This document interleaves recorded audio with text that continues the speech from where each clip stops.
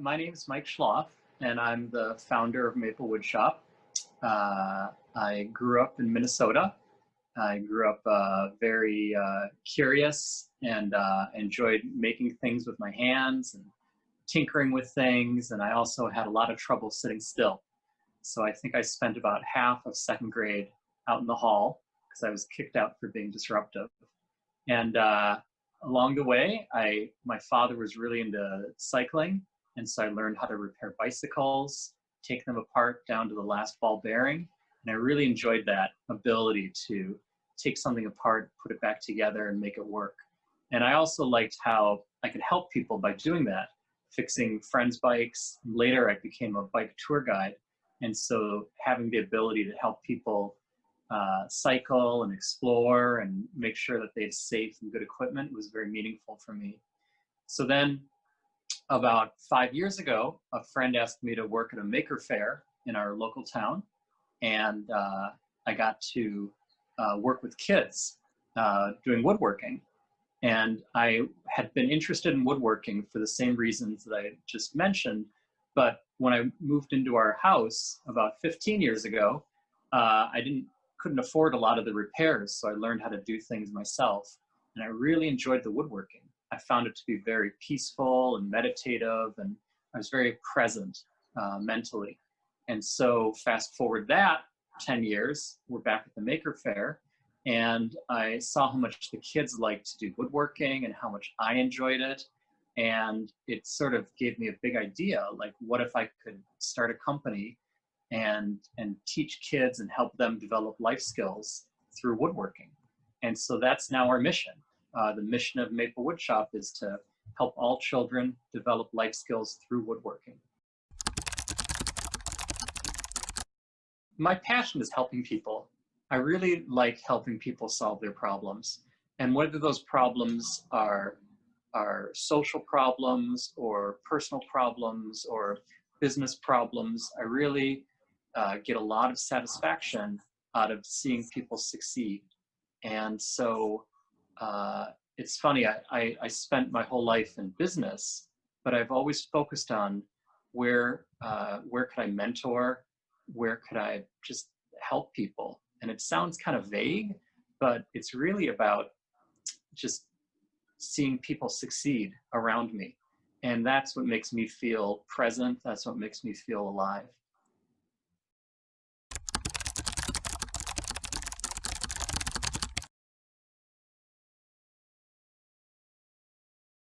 Yeah, so that's interesting. When I was a child, I'm third in line, and so I looked up to my siblings and always wanted to be included. And so I tried apparently a lot of different ways to be noticed and be included, getting negative attention.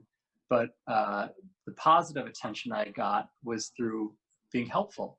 And so I think that really conditioned me to want to help people. And also I saw, even when I was young, kids younger than myself who were struggling, and I didn't have the words to express it yet, but I think I sensed that they were suffering from some of the same problems I had, short attention span, impulse control. And so to be able to help them was very meaningful for me. So when I was a kid, I wanted to be a doctor. I wanted to grow up and be a doctor and help people that way. But to be honest, I didn't think I had the focus to make it through medical school. And so I kind of gave up that dream. And only later in my 20s and 30s, and now with kids of my own, did I realize the pathology of why I couldn't focus, and that it wasn't something bad within me. It was just something that is in my chemistry. And by the same token, that chemistry enables me to focus on 3 or 4 things at once, which is very helpful when you're running an organization.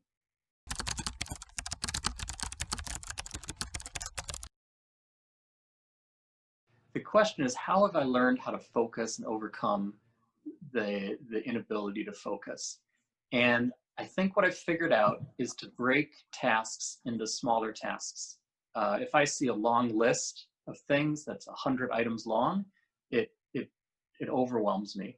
So I try to break it down into smaller lists that seem manageable, even if it's just dividing a list of 50 things into 10 things per day. And then I only look at that one day. And I know that I can leave aside the other 40 because I know that they're somewhere.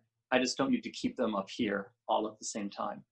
That's one way. The other way is to, I recognize that I'm more focused in the mornings. And so I schedule very intense things for the mornings. In the afternoons, I might not be as focused. So that's a good time for other meetings or times where I can rely on other people's energy to keep me grounded and keep me focused. And then I have another burst of energy at about 5 o'clock. And so I use it then. So part of it is paying attention to your rhythms and not trying to fight them. I thought coffee would really help. And sometimes it does, but it has this downside where I have a peak and a crash. So now I don't really drink much caffeine, and that keeps me more level. So those are ways that the ways that I've kind of come to terms with how I'm wired is to be mindful of my natural rhythms.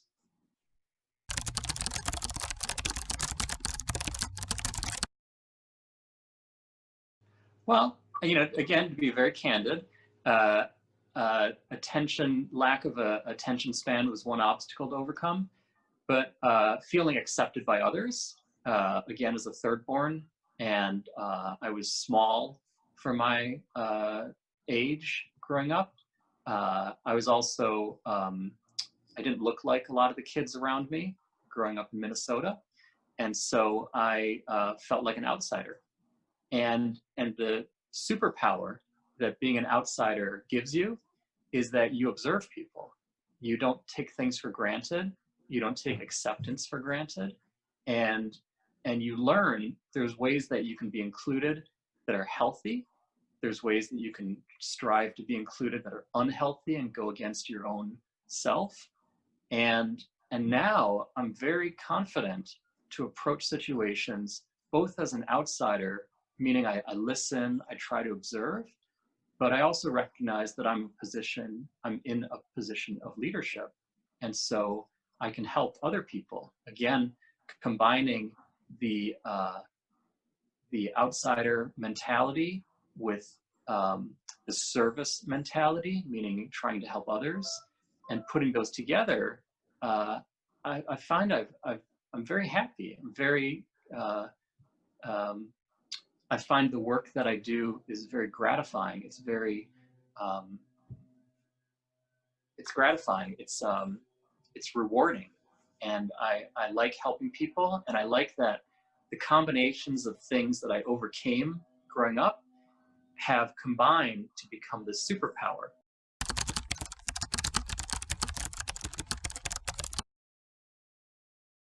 This would be the advice I'd give to anyone, is that nobody is like you. And so all the things that you think are great about yourself and all the things that you don't like about yourself actually combine to become what's amazing about you. And so as you try new experiences in life, as you try new jobs, always look for the patterns. Always look for the aspects of that job that make you happy, that give you immense satisfaction. And when you find it, you will be unstoppable because nobody can imitate you. You shouldn't imitate anyone else. So yes, finding your passion, finding what makes you unique and acting on it will give you the greatest satisfaction of your life. I think the advantage of starting a company, I'm now 51, and I started this company when I was about 46. So the advantage of starting a company or trying a big adventure in midlife is that I've had a lot of experiences, and all those experiences have taught me something. So I would advise you to look for the patterns, all the different classes you take, all the different experiences you have, all the different jobs you have. Don't think about the job itself, but what was it about that job that made you happy? Let's say you're working at a restaurant, and there's an aspect of counting change, there's an aspect of making food, There's an aspect of customer service. Which of those parts is most enjoyable for you? If you really like the money side of things, that's great. You've got a great career ahead of you in finance or operations. If it's the food, that's great. It means that you like working with your hands, and you might also really enjoy working with food. If it's the customer service, there's a whole universe of options: sales, account management, service jobs, jobs in nonprofits, all sorts of people-facing jobs. And so paying attention to those patterns, you will eventually understand your own wiring. You'll understand what drives you, and combine that with where your passions are. You become this unique, unstoppable force that only you can be. And that's where you'll find satisfaction.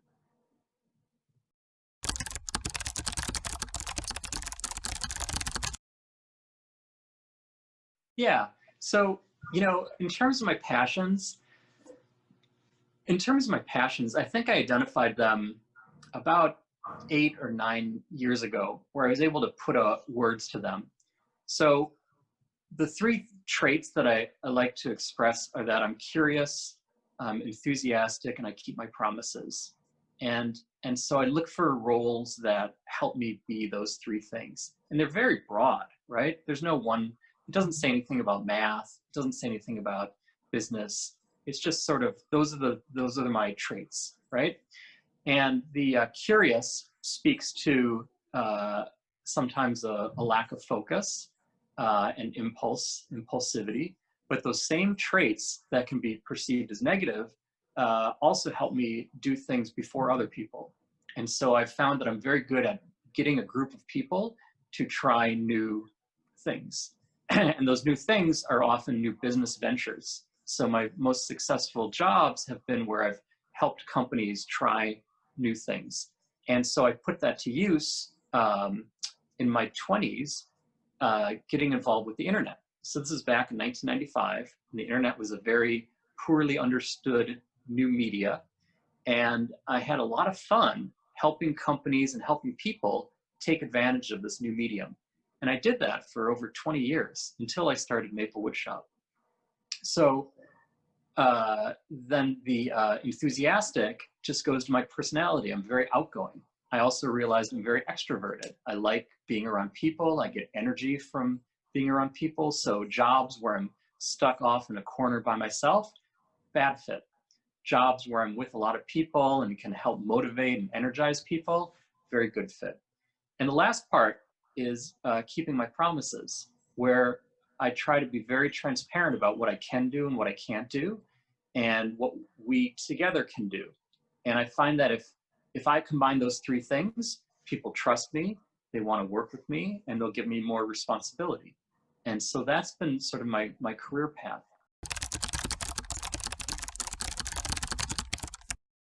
Oh, absolutely. So, how did my passion change over time?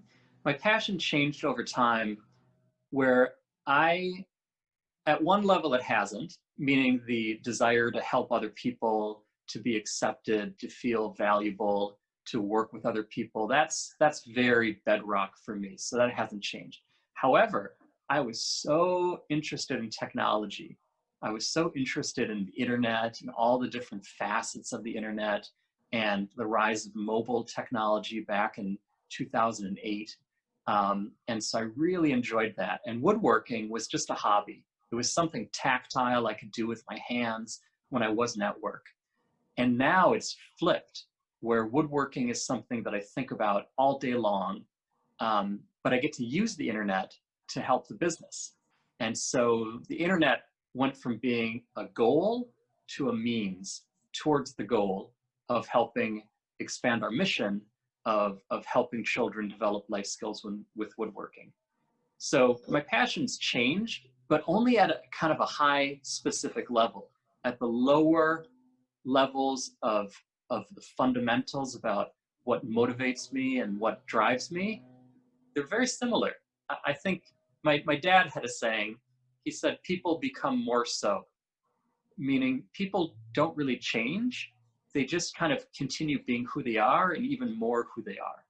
And And that's why I think it's really useful to understand your wiring, because you can take wiring that you might love and make it even better, because you focus on that and you do things that are rewarding. And you can take things that you might not like about yourself or people criticize about you and turn them into secret superpowers. So understanding who you are can keep your passion alive, even as your situations change.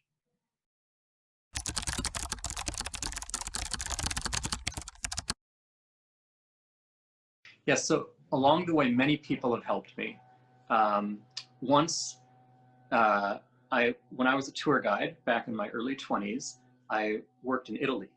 And so I spoke Italian, which I studied in college. I didn't speak it growing up, but I became very fluent in Italian. And a friend's dad made me fill out, he made me write, answer 7 questions about myself. And it was very challenging because in my early 20s, I did not want to look inside of myself and think about what wiring I had. And it was an incredibly hard assignment, but it was very useful because he was the first person to help me understand at a deep level kind of what made me work, what made me tick. Then along the way, honestly, almost every boss I've had, every coworker has been helpful. And a few stand out, some because they had their own struggles and frankly didn't treat their teams very well, and other ones who were really exemplary about being, they call them servant leaders, where they really try to help the people who work for them. It's not that it's not that they're the boss, they're the person that removes obstacles. They're the ones who help their teams succeed. In terms of a specific people who helped me along the way, I think his name was Michael Rosenzweig in Milan, Italy. This is back in 1992, who made me answer questions about myself, 7 very deep, thoughtful questions about myself, which helped me understand my wiring. Later, much later, when I was maybe 44, I had a job that I thought I wanted, and it turns out I was terrible at my job. And I ended up getting fired after 5 months. And 2 gentlemen at my synagogue, where I was serve on a board of trustees, heard about this, and they approached me. And these gentlemen were in their 70s, and it turns out they were both in HR, human resources, and human development. So 2 gentlemen, Arnie and Michael, helped me take a story of getting fired and turn it into a story about, here are my values, here's what I stand for, and here's what I can do for your company. And so when I got that question about, are you still working at that company? It was no problem. And I ended up getting the best job of my career at that point because of the help of Michael and Arnie. So along the way, also my father has been very instrumental. He passed away this year. And he was the most curious person I'd ever met. And so he instilled in me this sense of curiosity and always wondering what if that has really driven me every step of the way. So from bicycling to internet technology to woodworking, and just that deep level of having the ability to be curious and wonder about things has been very powerful.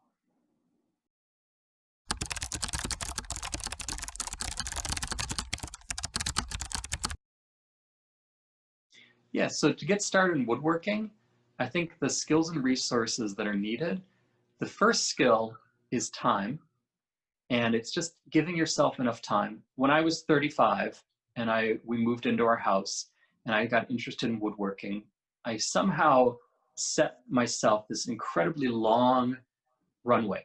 I said, Mike, by the time you're 70, you're going to be an amazing woodworker. And who gives themselves in our culture a 35-year timeline? And that freedom to have much time was very powerful. So that's the first skill. The second skill is to forgive yourself, that you're going to make mistakes and how you deal with them is what matters. Because I have so many projects that didn't go right. And you need the cycles. You need to make mistake after mistake after mistake. Like Heinz 57 sauce, it's the 57th recipe. They did not get it right. It's not Heinz 1 sauce. So the third skill is curiosity. You know, wondering, how does this work? Why does this work? And what's great in terms of resources is that YouTube exists. There are so many wonderful videos about woodworking that you can really learn a lot. There's also some great fundamental books on woodworking, and I'm blanking on the names right now, but there's some great books on woodworking, or you could subscribe to Lost Art Press, which is has a great blog, talks about technique. And the other resource that you need are just a few tools. The first tool I had was a block plane from Home Depot, and it cost maybe $20. And frankly, it wasn't a very high quality tool. However, the experience of working with that tool and the satisfaction it gave me and the mental presence is what got me hooked on woodworking. And I saved it to this day as a memento. So you don't need a lot of tools, and I don't think you even need power tools. In our program at Maple Woodshop, we don't use any power tools. We only use hand tools, because that mind-body connection, the learning through your hands, they call it cognitive embodiment, you get from hand tools. So I would say start with a hammer, start with a saw, and you can build a lot of things with just a hammer and a saw.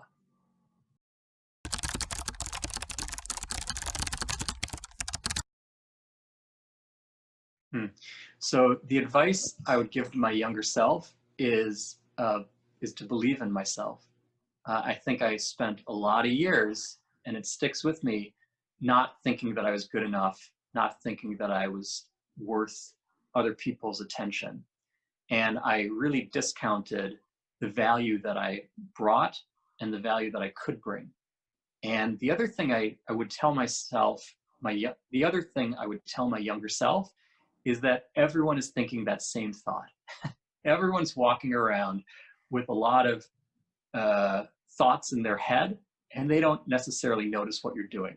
So don't be so hyper self-conscious, because everyone else is being hyper self-conscious, and that should give you some freedom to go and try things. The third piece of advice would be just try it. What's the worst that could happen? And so if you have a new business idea or you have a new project you want to start, go for it. You know, it might not work out, but that's okay. At least you tried. If there's a job you want, apply for it. You know, all the great advice, the Michael Jordan advice, you know, you can't make the shot that you don't take. So go for it. And eventually see the patterns. So the final piece of advice would be look for the patterns of what makes you really satisfied and follow those. It doesn't matter what the job is or what the school course is. It matters what gives you satisfaction.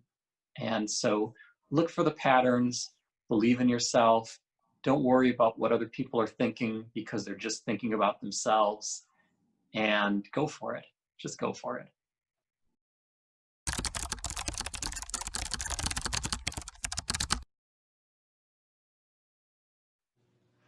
Sure. So what I'm looking to accomplish in the future is taking our mission of helping all children develop life skills through woodworking and really expand it. I think we're onto a really interesting idea, the idea that a lot of kids have a great intelligence in their hands, and they just don't have a way to express it because it's been too difficult. It's been too unsafe. It's been too complex. It's been too expensive. And so to bring this to as many children as we can, thousands, millions of children, is where I'd like to, you know, what I'd like to accomplish in the future.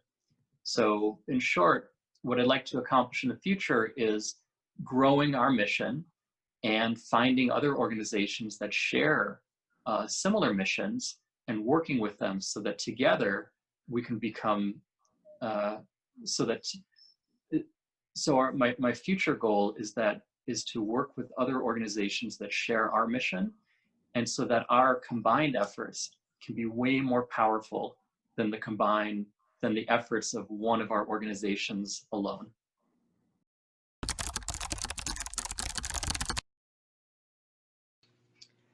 Well, I think I'm great at helping people dream. I think I'm great at helping people see what could be and then finding a path towards that dream. And I worked at a company called Cross Knowledge, and the founders there, Michael Ohana, Pascal Legrabli, Steve Field, were exceptional at that. And I loved working with them because we all shared that weird superpower, which is to help people dream and then find a practical path towards that dream. So I think that's honestly what I'm great at. Wow. The key to a happy life. I think, there was this expression I heard where as you age, you become washed. You become, like a pair of jeans that fits and it's comfortable. That's how you feel about yourself. And so I think the key to a happy life is finding a partner, and that with whom together you can both become washed. That you're comfortable in your own skin, you're comfortable with each other, you support each other, you help each other dream, you take turns when one person is down. So I thank my wife, Liz, for being that person for me, and I hope I'm that person for her. But I think the secret to happiness in life is to become comfortable in your own skin, and then find someone with whom you can share that comfort and grow.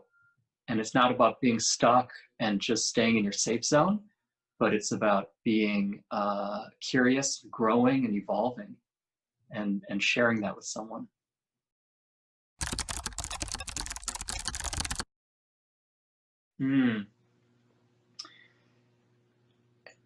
My children inspire me, and my son Noah is 19, my daughter Gabrielle is almost 17, and they inspire me because they are now fully their own people, and seeing how they approach problems, how they deal with situations, they're my heroes. Everyone's figuring it out, but the strengths they bring to the table, the intelligence and care with which they approach problems, and how they succeed and how they struggle, they're inspiring me. They're my spirit animals. So yeah, it's truly my kids. I love to see them grow and succeed and struggle and persevere. Wow. Favorite food? I love me some starch. Let's see. It's going to be some kind of noodles. Um, well, wow. Could that be? I really like bun. It's a Vietnamese noodle dish, and it's just delicious. Or a good pho, good soup with noodles and beef and some vegetables. Yeah, I think I like I like foods that are things that I don't have every day. And yeah, it goes back to the curiosity side of me. I like trying new things. So yeah, I think Vietnamese noodle dishes, dry or in broth. Hmm.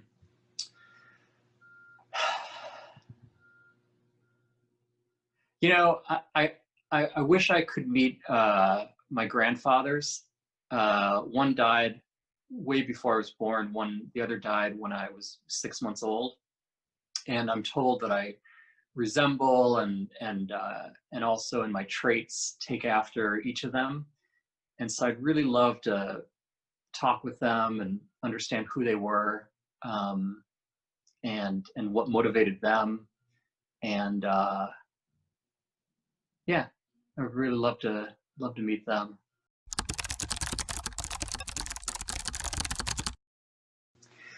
What is that superpower? Um, I used to think it was mind reading, that you could read other people's minds, but I think that would be really a huge burden to really see inside people, and I think people carry around a lot of pain, and I don't know if I'd want to hear all that. Um, you know what I think the superpower would be? Would be like pure, like, um, it's this combination of empathy and courage, where you are always doing the right thing because you feel other people. You want to help them, and they feel that.